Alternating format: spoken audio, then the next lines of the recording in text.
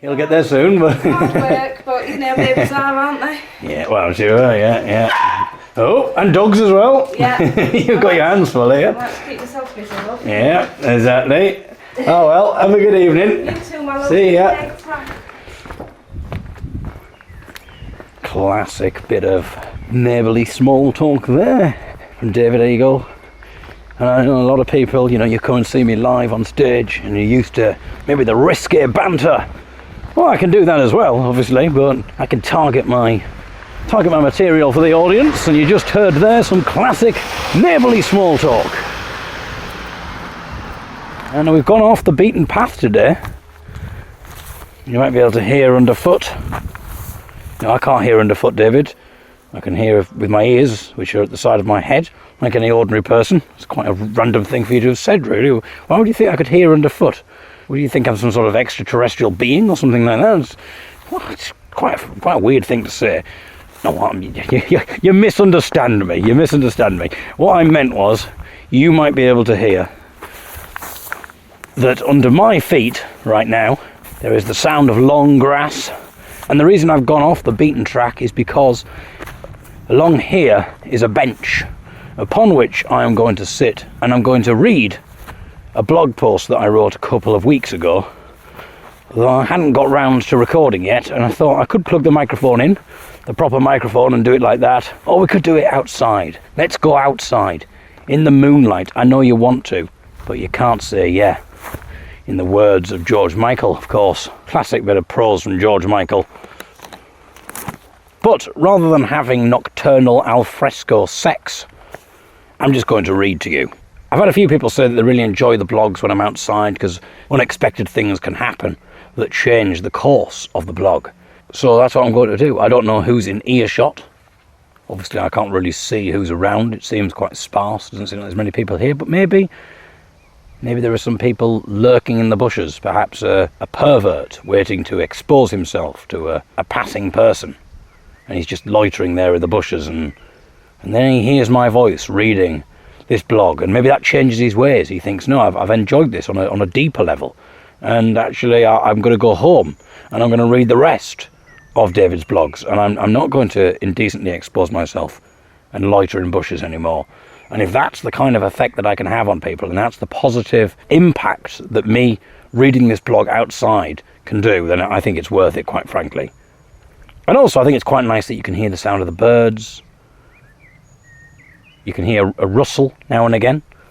I don't know why Russell insists on following me around, but in fairness, you know, he's quiet and it keeps him out of trouble. So this is a blog post I wrote a couple of weeks ago.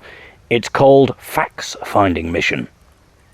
The three of us, as in the young'uns, are on a fax finding mission. We have spent the day trying to locate a fax machine. Why, you might ask? Then again, you might not, but for the purposes of fleshing out this blog beyond just one sentence, let's work on the assumption that you are curious to know more. We've got a couple of days off from gigging, and so bereft were we by the notion of being apart that we've manufactured a cunning plan in order to allow us to spend even more time together.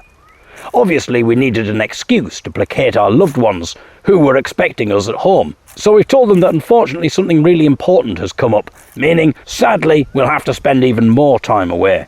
We've told them that we've been commissioned to present a Dave Gorman-style documentary where a British folk band go on a crazy adventure to find as many fax machines in 1 week as they can. Obviously this isn't true. Sorry if I got your hopes up there and you were salivating at the prospect of watching us traverse cities in search for outdated communication devices. It was simply an excuse to spend more time together, so we had to think on our feet, and the fax machine-based reality TV show Alibi was the first thing that we thought of.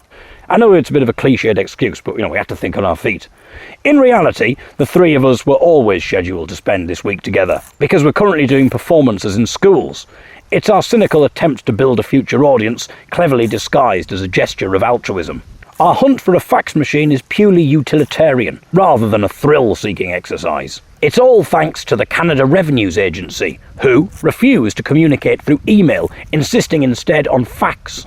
The Canada Revenues Agency obviously go by the acronym CRA, although stick a P on the end, and I think that would provide a much more accurate description, as our dealings with them have been completely farcical. Incidentally, to the best of my knowledge, there isn't an existing word in the English language that describes the act of insulting an organisation through bastardising the company's acronym. I think a good word for this could be acronymony, a merging of acronym and acrimony. I'd appreciate it if you'd further the cause to get my word added to the dictionary by simply using this term the next time that you find yourself insulting an organisation through their acronym, which I'm pretty sure you probably all do about once a week.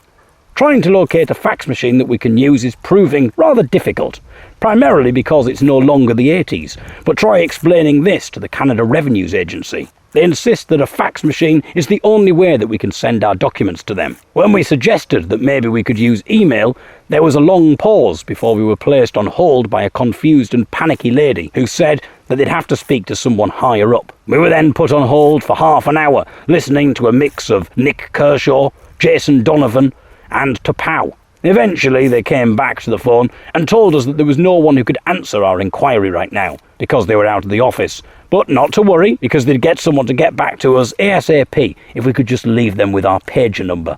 Michael has just returned to the van after a trip to the store office outlet. They said that they would be happy to send our documents to the CRA as a fax. It turned out that the reason that they'd be so happy about this is because they were planning on charging us £62 for the privilege. The acronym for office outlet is OO, or OO, which is the sound that people make whenever someone in their stores tells them how much it will cost to send a fax. Ooh. Partly because of the ridiculously hefty price, and also due to the visceral thrill that can only be gained from a stimulating fax machine hunt, Michael decided to forgo Office Outlet's offer, and so the search continues. The whole thing is a pointless exercise anyway, as we don't even technically have to pay any tax to the Canadian government. But we still have to fill out a tax waiver. In fact, we have to fill out 4 tax waivers, because they insist that we need 3 individual tax waivers and then 1 joint waiver as the young'uns. And then, on top of that, we need to fill out 4 tax returns. Again, 3 individual ones and then 1 as a band, even though there isn't even any tax to be paid. So that's 8 lengthy and painfully detailed Canadian tax documents that we have to complete, just to simply state that we don't owe the Canadian government any tax. And all 8 of these documents apparently have to be sent via the medium of fax. The Canada Revenues Agency clearly didn't get the memo that tax doesn't have to be taxing, nor does it have to be faxing. Presumably the reason that they didn't get this memo is because it wasn't sent to them by fax.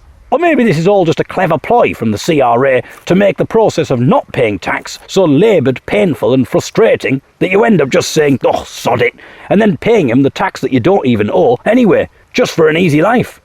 I'm not worried about slagging off the Canadian Revenues Agency, as there's no chance of any of them ever listening to this, given that that would require someone from the tax office having access to the internet. And that sound is my Braille machine telling me that we have reached the end of the document. And apostrophe? No, I didn't mean to do that. It's time for our feature, punctuation mark of the day. Each blog post I will press a punctuation mark and it will be read out by a synthetic voice. And today's is apostrophe. So there you go, a new exciting feature on the show. Anyway, that's the sound of the Braille machine turning off, of course. Power off. Power off, just in case you thought I was lying to you there. Thank you for joining me on this bench. I'd like to think if we do more blogs from this bench, that when I die, this bench will be dedicated to me. There'll be a commemorative plaque up on the bench. And people will sit and maybe make pilgrimages to the bench. And they shall sit on the bench and they'll read blog posts of mine out. And people will weep. It'll be a weird occasion. It'll be a weird cocktail of emotions, because people will be weeping because I'm dead. And they'll be thinking, oh, you know, it was a cruel way to go. Who'd have thought Russell would have turned against him? But at the same time, people would be weeping, but they'd also be laughing. They wouldn't be able to help themselves because of the brilliance, the comic brilliance of the blogs. And so it'd be a weird cocktail of emotion.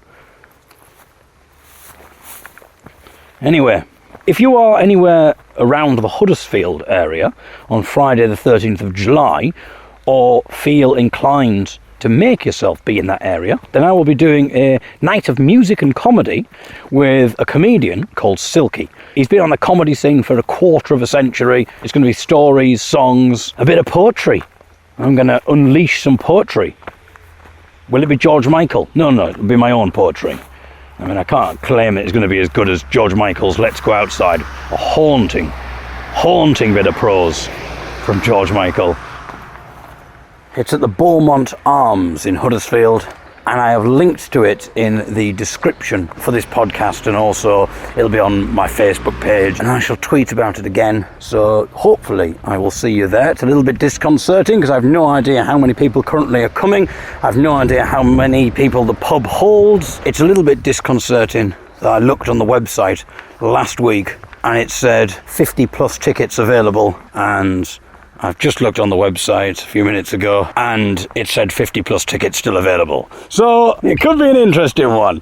I might be needlessly worried about this. You know, this might be a room that holds 500 people. It might be like one of the biggest pubs in the world in Huddersfield. And, you know, there might be absolutely loads of people there. It's also a bit strange on the website because they don't seem to have put our names on the actual thing. So, I mean, that might be one of the reasons why there's still 50 plus tickets left. Or maybe that's the reason they've sold the 3 that they have. Maybe they'd have sold less if they did put our names on. But it seems a bit strange. They're advertising a gig. It's just described as an evening of music and comedy. No explanation as to who it is or anything like that. So follow the link that I've provided on the description on Facebook and Twitter and iTunes and all of that kind of thing, and that'll take you to it. But it's the Beaumont Arms, Friday the 13th of July. Could be unlucky for some, or maybe only a handful, or maybe it's just going to be unlucky for me and Silky, just standing there performing to a rather angry landlord. Anyway, thank you very much for listening. Feel free to leave any comments or get in touch about anything. If you need any odd jobs doing, any DIY, anything like that. Very reasonable rates. Anyway, thank you for listening. I'll be back soon. Button Moon.